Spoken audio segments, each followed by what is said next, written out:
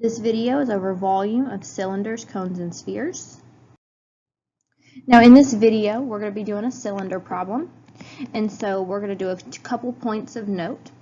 First, we're going to use 3.14 for pi. And we're going to round to the nearest hundredth.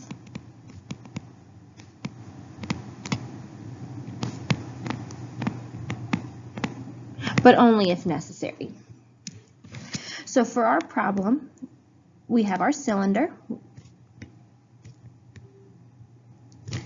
and then we have our radius, which is going to be 5, and our height, which is going to be 6.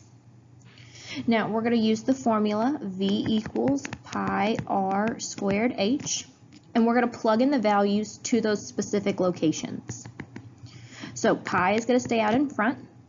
The radius is 5, so that's going to be 5 squared, and the height is 6. Notice how I put the height in parentheses. There's two reasons for this. Part of it is just to keep the numbers separate from the radius and the height. We don't want them put together. And two, we're going to end up multiplying the height, and parentheses means multiply. So when we're solving the problem, we do the exponents first. So 5 squared, 5 to the second power is 25. The pi stays the same, and the 6 in the parentheses stay the same because we didn't do that step yet. The next step is to multiply the 25 and the 6. 25 times 6 is 150. Typically, when there's only one number left, the pi symbol gets put at the end of the problem. It doesn't have to, but it's just more common. And then we would use our calculator to do 150 times the pi value, 3.14, as the directions told us. And we get an answer of 471.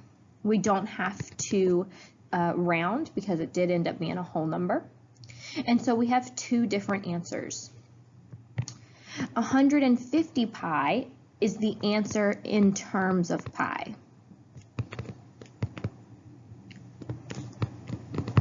So that is one of our answer choices, 150 pi. It means we didn't do that last step. We did not do 150 times 3.14. Sometimes a question may ask you for that answer type.